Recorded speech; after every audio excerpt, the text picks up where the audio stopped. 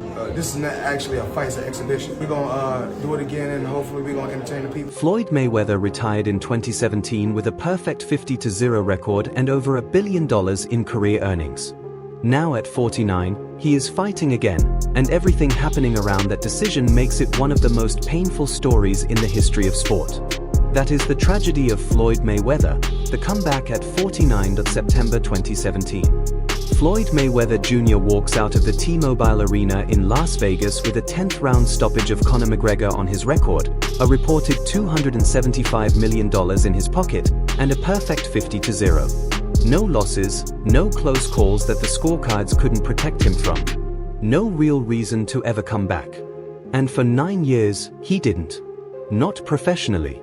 He boxed Logan Paul in 2021. He boxed John Gotti III in 2023. He traveled the world doing exhibitions in Japan, Dubai, Australia, controlled environments, no official stakes, no risk to the record that had defined him. For 9 years, the legend was safe. Then in February 2026, Floyd Mayweather Jr. announced he was coming out of retirement and returning to professional boxing. He was 48 years old at the time, turning 49 on February 24th. The announcement came as a written statement to ESPN, and it carried the signature confidence the world had always associated with Money Mayweather. I still have what it takes to set more records in the sport of boxing. From my upcoming Mike Tyson event to my next professional fight afterward, no one will generate a bigger gate, have a larger global broadcast audience, and generate more money with each event than my events. The language was the same, the bravado was the same, but the context was different because attached to that announcement was a schedule. And that schedule and everything surrounding it is where the story starts to split. The first event, an exhibition against Mike Tyson, who is 59 years old, scheduled for April 25th in the Democratic Republic of Congo. But even before anyone had laced up, this fight was already facing serious doubts about whether it would happen at all, with Tyson himself speaking publicly amid the surrounding confusion. The second event, a summer exhibition in Athens, Greece, against Mike Zambides, a Greek kickboxing legend who had retired from the sport in 2015 before being pulled back into the spotlight for the occasion. And the third event, the one that got everybody's attention, September 19, 2026, Floyd Mayweather vs. Manny Pacquiao at the Sphere in Las Vegas, streaming for free on Netflix. 11 years after their first fight, the one that generated hundreds of millions in revenue and broke every pay-per-view record on the books. This time, billed as a sanctioned professional boxing rematch. A real fight with judges and a result that goes on the permanent record. The weight of that is worth sitting with for a moment. Floyd Mayweather at 49 in a professional fight, not an exhibition, is agreeing to a situation where 50 can become 50-1. The number that has been the entire foundation of his public identity for 9 years is suddenly in play. And, I got an exhibition with Mike Tyson also, another exhibition in Greece. In interviews, Floyd framed all of this as leisure, a man who trains every day anyway, choosing to turn that training into entertainment. So if I'm just sitting at home and I'm just working out every day, spending time with my grandson and spending time with my children, I said, why not go out, have a little fun, entertain the person. On the surface, it reads like a man at peace with himself, a legend who simply refuses to sit still. But fun and exhibitions do not explain a professional fight contract with Manny Pacquiao. They do not explain the financial picture that was already in the public domain by the time this comeback was announced. And they do not explain the lawsuit that Floyd himself filed just days before he told the world he was coming back. The story underneath the comeback is the story worth telling. And it starts with a single statement made in a casual Vegas interview that threw the entire Pacquiao rematch into complete chaos, the Pacquiao deal. There's a particular kind of chaos that descends when a man says one thing to a camera and his business partners say something completely different in writing, backed by contracts.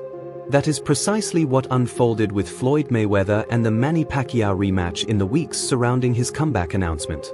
And the fallout from it is still reverberating. When the fight was first unveiled to the world, it was announced as a sanctioned professional bout, the first professional boxing match ever staged at the Sphere in Las Vegas, streaming globally and for free on Netflix. That framing mattered enormously. The Sphere is not an ordinary boxing venue. It is a 9-figure architectural statement on the Las Vegas Strip, a destination that communicates spectacle and permanence in equal measure. Pairing it with Netflix's reach, a platform with hundreds of millions of subscribers worldwide, was the kind of distribution strategy that the original 2015 fight, locked behind a $100 pay-per-view war, never had access to. On paper, the rematch was positioned to dwarf everything that came before it. Pacquiao's camp was aligned with that vision. According to MP Promotions CEO Sean Gibbons, there was no ambiguity about what had been agreed to: 3 separate signed contracts, all paid, all describing a sanctioned professional bout. 3 documents, all pointing in the same direction.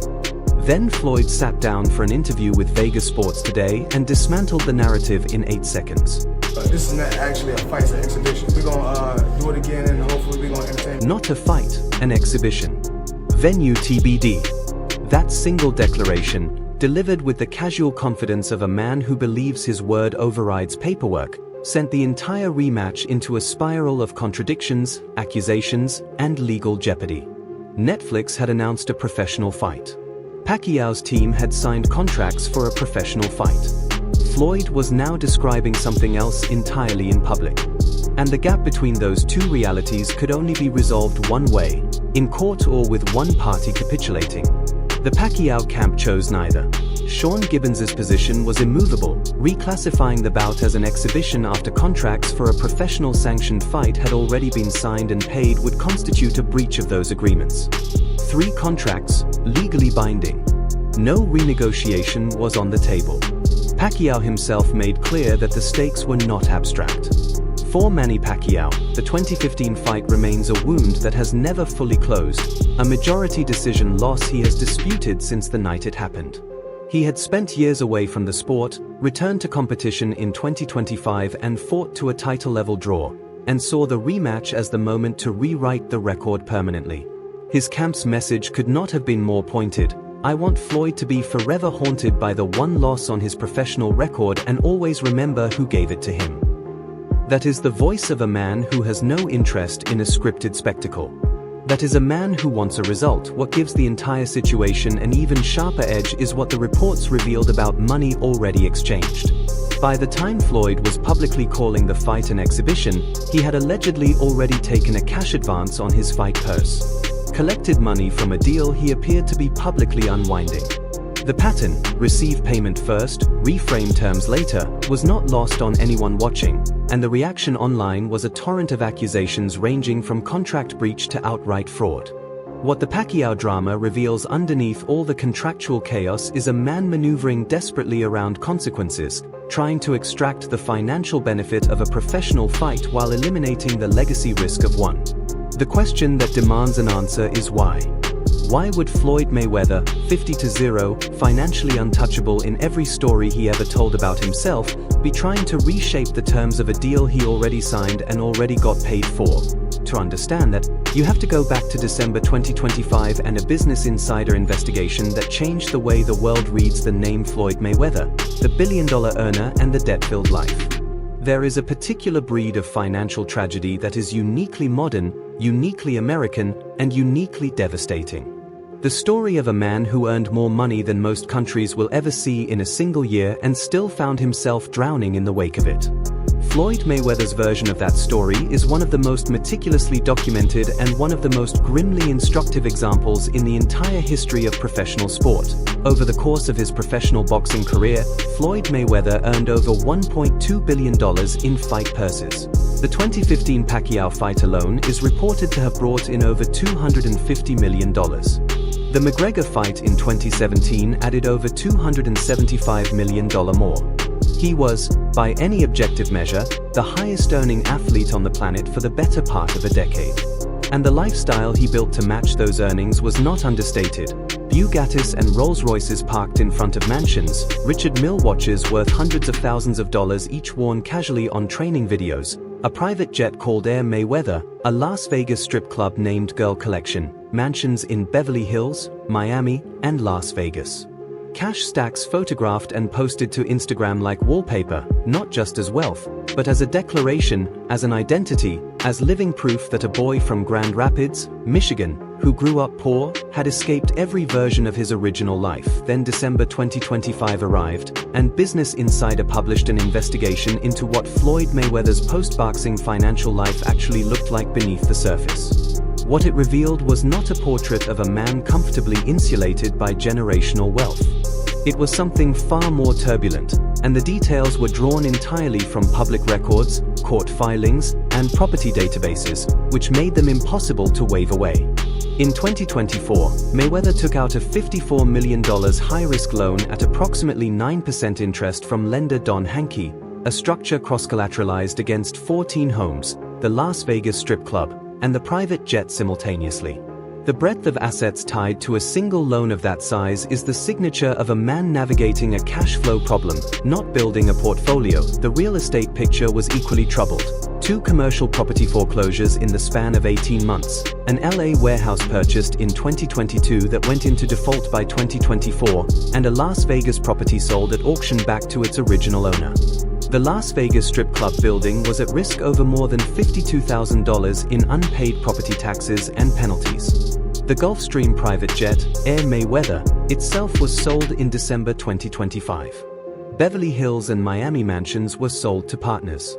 Assets that had once been the showpieces of a global brand were quietly changing hands. The smaller debts carried their own cumulative weight. A $137,000 lawsuit over unpaid jet fuel resolved by a default judgment against Mayweather, a $568 trash collection lien on his Las Vegas mansion, a $330,000 lawsuit from a Manhattan luxury building over unpaid rent, a dispute over a $1.2 million Mercedes-Maybach G-Wagon that ended in a counter-lawsuit for fraud, jewelry bills stretching into the millions, including one bill for $3.9 million in Patek Philippe and Richard Mille watches that was eventually settled out of court. A judgment exceeding $3 million owed to a Nigerian media company for unpaid appearance fees, a bill that had swelled from its original amount through the legal process. And through all of this, the IRS, over $28 million in back taxes settled over the years, including $22.2 million in 2017 and another $6.6 million in 2023 that his attorney, Bobby Cimini, pushed back with force, insisting Mayweather was not experiencing financial strain but borrowing against equity in the precise manner that sophisticated business people do. Mayweather himself has consistently denied any suggestion of real financial distress. But Celebrity Net Worth revised their estimate of his net worth down to approximately $100 million. A number still significant in absolute terms, but a staggering distance from a man who earned over $1 billion. Well, I bought myself on my contract for $750,000. And in just 3 fights, I made $750 million. The foundation of what Floyd built is real. The earnings are real. The trajectory from poverty to $1 billion is one of the most remarkable financial stories in the history of sport, and nothing that follows diminishes what he created. But what the Business Insider investigation forced the world to ask is a simple and devastating question: where did all of it go? And is the comeback at 49, the professional fights, the Pacquiao deal, the advance on his purse, happening because Floyd Mayweather wants to fight, or because Floyd Mayweather needs to? That question takes on an entirely different dimension when you discover that weeks before his comeback announcement, Floyd filed a lawsuit claiming he may not have lost all of this money on his own. Because what that lawsuit alleges is not mismanagement. It is betrayal. The $340 million lawsuit. On February 4, 2026, 2 days before Floyd Mayweather announced his return to professional boxing, and just weeks after Business Insider had stripped the mythology from his financial life, Floyd Mayweather Jr. filed a lawsuit against Showtime Networks and Showtime's former president, Steven Espinoza, seeking at least $340 million in damages. The sequence of those 3 events, the investigation, the lawsuit, the comeback, didn't go unnoticed. Each one arrived on the heels of the last with the compressed, relentless momentum of a story that had been building underground for years before finally erupting into public view. A man whose finances had been publicly examined and found dramatically wanting, who then filed the largest lawsuit of his career, and then within days declared he was returning to the ring at 49. Whether those events are connected by desperation, strategy, or coincidence is a question that only Floyd can answer. But the timing makes the question unavoidable. The lawsuit itself reaches into the deepest architecture of Mayweather's professional career. The complaint describes what it calls a complex web of hidden accounts, unauthorized transactions, and deliberate concealment. At the center of the alleged scheme sits Ol Heyman, Floyd's longtime advisor and one of the most influential figures in professional boxing for the past 2 decades, who is not named as a defendant in the suit itself, but who the complaint alleges was the architect of the misdirection. According to the filing, Heyman diverted funds owed to Mayweather from 8 Showtime pay-per-view events, and not minor ones. The fights named include the Victor Ortiz fight, the Canelo Alvarez fight, both Marcos Maidana fights, the Pacquiao fight, the Andre Berto fight, and the Conor McGregor fight. In other words, the architecture of Floyd Mayweather's entire commercial legacy, the fights that made him a billionaire. And the suit alleges Showtime was not a passive bystander, that it actively aided Heyman by routing money into accounts he controlled, making the broadcaster itself a co-conspirator in the alleged fraud. Stephen Espinoza responded with a denial that was personal and pointed. His position, delivered publicly, was that he is proud of his reputation and that every fighter who worked with Showtime received every penny they deserved. Showtime called the claims without merit. The lawsuit remains unresolved, a $340 million question mark hanging over one of the most complicated financial stories in boxing history. But remove the legal language for a moment and sit with what the lawsuit is actually saying about Floyd Mayweather's life. If the allegations are true, if the proceeds from 8 of his biggest fights were systematically rerouted away from where they were supposed to land, then the financial picture Business Insider revealed takes on an entirely different meaning. The debts, the foreclosures, the liens on a trash bill and a strip club, the $54 million loan cross-collateralized against 14 homes, none of it necessarily tells the story of a man who spent recklessly without regard for the consequences. Some of it possibly tells the story of a man who was being drained from the inside by people he trusted across the course of a decade. That reframing is not an exoneration. Lifestyles that involve $3.9 million jewelry bills and a private jet named after yourself leave limited room for victimhood. But it does complicate the simplicity of the narrative, the idea that Floyd Mayweather simply blew $1 billion through excess. Because if $340 million of what he earned never actually made it to him in the first place, then the gap between what he earned and what he has today becomes considerably easier to explain. What it does not explain, and what no lawsuit ever could, is the decision to step back into a boxing ring at 49. Because the deepest layer of this story has nothing to do with money or betrayal or contracts. It has to do with something Floyd has talked about since at least 2015. Something he has watched destroy the people he loved most, and something he now risks accelerating with every round he fights. To understand the full weight of what Floyd Mayweather is risking when he puts the gloves back on, we have to look at what boxing has already done to his family, the memory problem. The most revealing interviews Floyd Mayweather has ever given are not the ones about money. They are the ones about memory. And in those interviews, in podcasts, in sit-down conversations, in moments where the showman's armor briefly cracked, Floyd has described watching boxing take something from the people he loved that no amount of wealth could ever recover. And now, with full knowledge of what he saw, he is walking back toward it. The story of what boxing cost Floyd Mayweather's family begins with his uncle. Roger Mayweather was not simply Floyd's uncle. He was the technical cornerstone of Floyd's entire career, the trainer who turned an already gifted young man into the most elusive defensive fighter the sport had ever seen. He was a former world champion in his own right, a man who understood boxing from the inside in the way that only someone who had absorbed its punishment fully can. He was, by every account Floyd has given, one of the most important people in his life. And then, gradually, boxing returned the favor.